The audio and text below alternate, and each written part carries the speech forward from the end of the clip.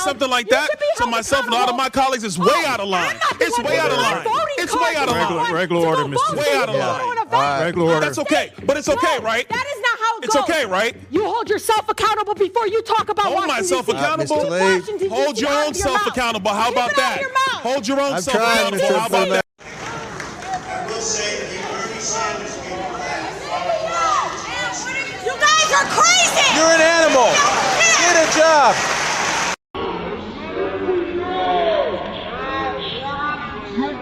Man, you guys have to see this. We are watching a total meltdown in the halls of Congress. And honestly, it's about time someone called it out for what it is. You look at someone like Rashida Tlaib, and it's the same old story every single time. She's not there to actually do the work of the American people. She's there to put on a performance. We're talking about a professional activist who just happened to land a seat in the House, and she hasn't changed one bit from the days she was literally being dragged out of events for screaming like a toddler. Watching her try to lecture anyone on values, while she's calling her own colleagues fascist, is just peak irony. She lives in this complete fantasy world where facts don't matter. Only her feelings and her radical agenda do. But then, thank God, we have Byron Donalds stepping up to the plate. He doesn't play the emotion game. He comes with the receipts, the numbers, and the cold hard truth that people like Tlaib absolutely can't handle. It's like watching a masterclass in how to dismantle a radical narrative with pure logic. If you're as tired of the theatrics as I am, and you want to see more leaders like Byron, who actually give a damn about the taxpayer, make sure you hit that like button and subscribe. We need to get this message out there, because the mainstream media definitely won't. You know, I think it's also really important to understand, like, the incredible kind of slanderous, like, defamation. I don't know what to call it.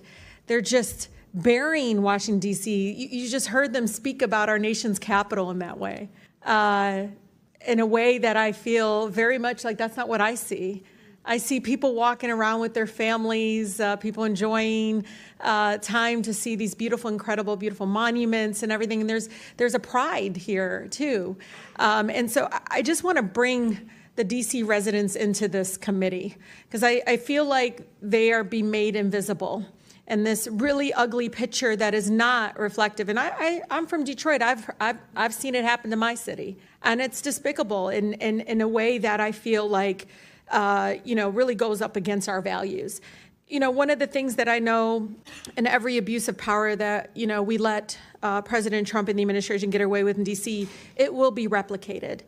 It will be expanded across the country, and it is going to tear apart our communities. You know, Mr. Jackson, I talked to you about a little bit about this, but I think it's important to understand that we do have a mental health crisis, that we have a housing crisis, affordability crisis. Can you police any of those away? No. You can't police away homelessness. And the way they talk about our homeless neighbors is no wonder there's violence increasing towards homeless neighbors. I see it already, the brutality of it. When we see housing costs go up, when we see, again, the lack or dismissiveness of the mental health crisis that we continue to grow. And it's not just this administration, and the previous administrations as well. No one has moved with the urgency that is needed. Just last week, the committee approved over a dozen bills regarding Washington, D.C. And, I'm just curious. Criminalized children. My colleague from Boston talked about this. It basically interfered with legislation already passed by the local government. Was anyone on this panel consulted? Any of you? Raise your hand if you were consulted on any of these bills. Yeah. We were not. One of the things that, AG, I've been listening to you. One of the bills actually eliminates your position completely. What effect would that have? Completely eliminating your position in regards to be able to do the job that you do to protecting all the families in Washington, D.C. We'll start with the fact that more than 70% of the residents of the District of Columbia overwhelmingly voted for having an independent elected attorney general. That's right. And that's a recognition of the fact that when an attorney general is directly accountable to the people, directly responsive to the people, we are much better at doing our job in terms of addressing housing affordability and conditions in slumlords, seniors and consumers who are being scammed, addressing the issues that are most important to D.C. residents, because I am Yeah, accountable to I read them. wage theft is an issue, workplace discrimination. I mean, there's a number of issues that need to be addressed, and they're not going to address that. They want to paint you all as this ugly, dark, all just out in the street. I mean, the way it's just unbelievable because they all live here. I don't see it. I don't see what they see. I don't understand why we're allowing that to happen, because I actually think it's going to hurt our communities. People are going to look at Washington, D.C. folks in a way that I think is going to be very painful, but also, you know, I don't know, Mr. Jackson, I heard the stories. People didn't leave their homes. They weren't leaving their homes. Businesses didn't see people coming into, I mean, that's what we want in our nation's capital. Stay in your house. Don't move. Don't go anywhere. Stay fearful. It's unbelievable that my colleagues continue again to eject this narrative and this rhetoric in regards to it. But I think it's important, Mr. Chair, just like in D.C., home rule was won out of Black freedom struggle in the fight for civil rights, we can't be passive right now. So nobody over there should take anything we say like so personally as if we're attacking them. No, we're attacking a process. We're not attacking people here. And I think it's really important. We need to stand up against this fascist takeover. That's not a bad word. It's a fact. And here in D.C. and across the country, it is so incredibly important, Mr. Chair, that this committee does not allow rhetoric that defames or paints Washington, D.C. in a way that you all haven't really truly seen. You're just reading it. No, you're just reading it or something off of some. Will the gentlelady yield to a question? Yeah, I think it's really important. Will the gentlelady yield? No, I don't yield. I don't even have time. I can tell you. Your time's expired. It is expired, but Tlaib, Mr. Chair, nice.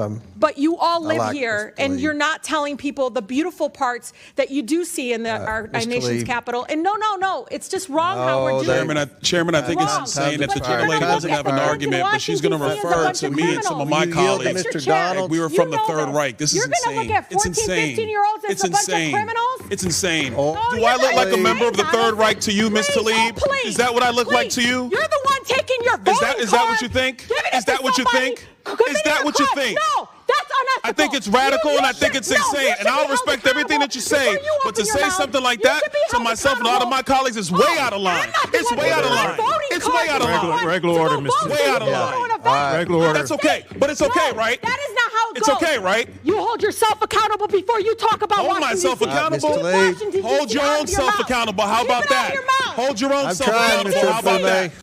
Thank you, Chairman. This is my third term on the Oversight Committee. We've been talking about illegal immigration and oversight the entire time. I remember we had a group of this committee that went down to the El Paso section of the border. This was back in February, March of 2021. And during that time period, we were at one of the holding centers, and there were these buses that were coming to the detention facility, and they were picking up 30 kids, 50 kids at random, walking out of the facility. And when I went over to question the bus driver that was transporting these kids, border agents told me, as a member of Congress, that you're not allowed to question the bus driver. And of course, people knowing me, I didn't take no for an answer, and I repeated the question. And I was told that this bus of children was leaving El Paso and going to San Diego. And so what was occurring under the Biden administration is that they were busing unaccompanied minors all across the United States for one reason and one reason only. And that was because they did not want the press to see the pictures of kids in cages. They did not want to see our borders being overrun. They wanted to disperse that problem all through the United States. That is the reckless history of illegal immigration under Joe Biden and the Democrat Party. Mayor Johnston of Denver, you lamented earlier that there were 10 to 11 buses coming per day to your city. Did you ever talk to Joe Biden about why this was happening to your community? Thank you, Congressman. I both reached out to Governor Abbott from Texas. He didn't respond, and I did. Why would you reach out to Governor Abbott of Texas when it is Joe Biden, the former commander-in-chief, that opened up our borders? Why didn't you talk to him? Well, our buses directly were being sent from Governor Abbott in Texas, so that was why we reached out to say we're happy to collaborate on a coordinated entry system. We understand no one state or no one city should bear the entire brunt of this, but let's collaborate. But I did. So I'm glad you said that, because that brings me to my next point. Governor Abbott and Governor DeSantis, when they started moving illegal aliens out of their states who were bearing the brunt of what Joe Biden and Kamala Harris were doing, and they've sent them to Denver, they sent them to Chicago, they sent them to New York, they sent them to Martha's Vineyard. The reason why they did that is because you four could hide behind the realities of illegal immigration on border towns all through our country and on cities and states who did not want to see illegal immigration, but did not have the political representation to go to the White House. And only when it showed up on your doorstep did you get upset. Mayor Johnston, coming back to you, how much did your city spend on illegal immigration? Do you have a round number? Over the last couple of years on all newcomers, whatever their status was, it's around $79 million since 2022. $79 million. Mayor Johnson, Chicago. How much has the city of Chicago spent on illegal immigration? If you're referring to the 2022 up to 2024 of the buses coming from Texas, roughly the same percentage of the state of Texas, about 1% of our overall budget. What is that? Because I don't have the city's budget in front of me. Numbers. It's 1%, and if you want the actual calculation, we can make sure someone. You're the mayor. You don't have the math in front of you. It's 1% of the overall budget over the last 4 years. That's why you're a failing which mayor. is Mayor the same Adams, number that how was much did sent the city from of us New from York the actually state spend of on Texas. illegal immigration?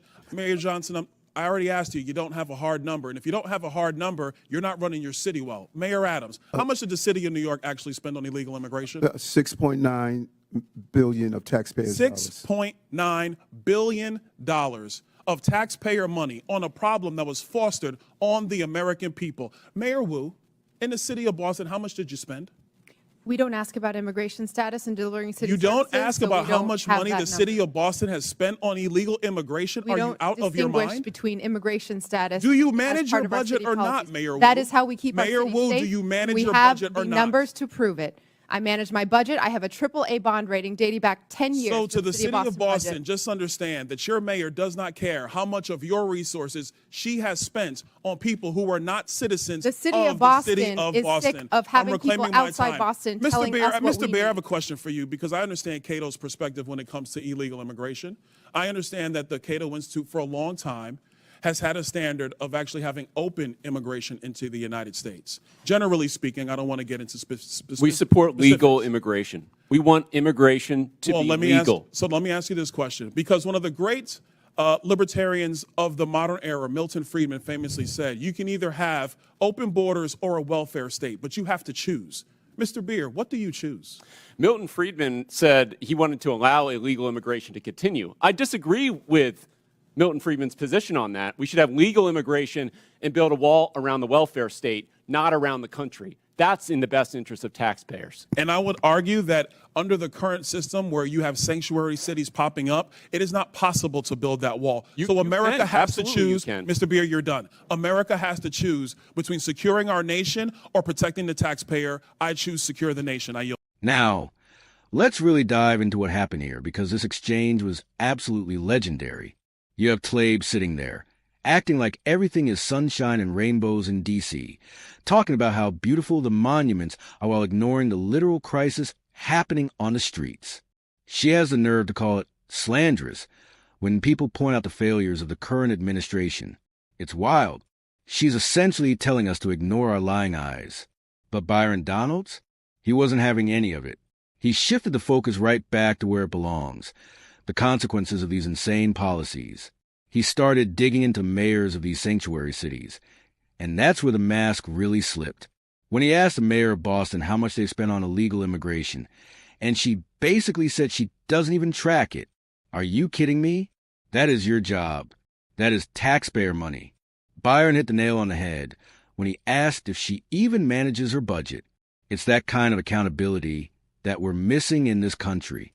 While Tlaib is busy calling people names from the Third Reich, which, by the way, is a disgusting and radical thing to say to a colleague, Byron is asking the questions that actually affect your wallet and your safety. I want to show you guys something because it's not just me seeing this. Look at this tweet from Gunther Eagleman. He says, Ilhan Omar and Rashida Tlaib should not be serving in the United States Congress. They are the enemy. And honestly, when you watch how she behaves, how she refuses to yield, how she attacks the very foundations of our process, you start to see why people feel that way. She isn't working for America. She's working for an ideology that seems designed to tear us apart from the inside. Then you got Janice Williams backing that up, saying they are enemies from within and saboteurs. It sounds harsh, but when you watch the video and see her screaming fascist at a man who is literally just asking for budget numbers, it's hard to argue that she's acting in good faith. She's trying to sabotage the actual work of oversight because the facts don't fit her story. And it's not just the influencers on X either. Even within the party, people are tired of this. Look at what Senator Tom Cotton posted. He's making it clear that his movement doesn't share space with people who promote Tlaib's foreign policy or traffic in the kind of rhetoric she uses. When you've got senior senators calling out the radicalism, you know the divide is real. Tlaib wants to talk about a fascist takeover, but the only thing being taken over is the common sense in her office. Byron Donalds brought up that famous Milton Friedman quote. You can either have open borders or a welfare state, but you have to choose. That is a fundamental truth that the radical left wants to ignore. They want both, and they want you to pay for it. Byron was so on point when he told that guy from the Cato Institute that he chooses to secure the nation. That's what a leader sounds like. He's choosing the American citizen over the radical experiment. The most satisfying part of this whole thing was watching Tlaib lose her mind when Byron called out her Third Reich comments. She has no argument, so she resorts to the most extreme labels possible to try and shut down the conversation. It's a bullying tactic, plain and simple. But Byron stood his ground. He didn't let her hide behind the gentle lady title while she was acting anything but gentle. He called her radical, he called her insane, and he was 100% right to do it. We need more of that. We need more people who aren't afraid to look these radicals in the eye and say, your time is expired. At the end of the day, this video shows exactly why Byron Donalds is a rising star. He's smart, he's prepared, and he actually cares about the fiscal sanity of this country. While the other side is busy with their activist performances and their screaming matches, he's doing the heavy lifting. He exposed the fact that New York is burning nearly $7 billion on a problem that was created by the very people Tlaib defends. That's money that could be going to our schools, our infrastructure, or our veterans. But instead, it's being used to fuel a crisis. This is the battle for the soul of the country. On one side, you have the facts, the numbers, and the people like Byron Donalds who want to see America succeed. On the other, you have the hysterics, the name-calling and the radicalism of Rashida Tlaib. It's a clear choice, and after watching this, I know exactly which side I'm on. We've got to keep supporting the fighters who aren't afraid to bring the truth to power, even when the power is screaming in their face.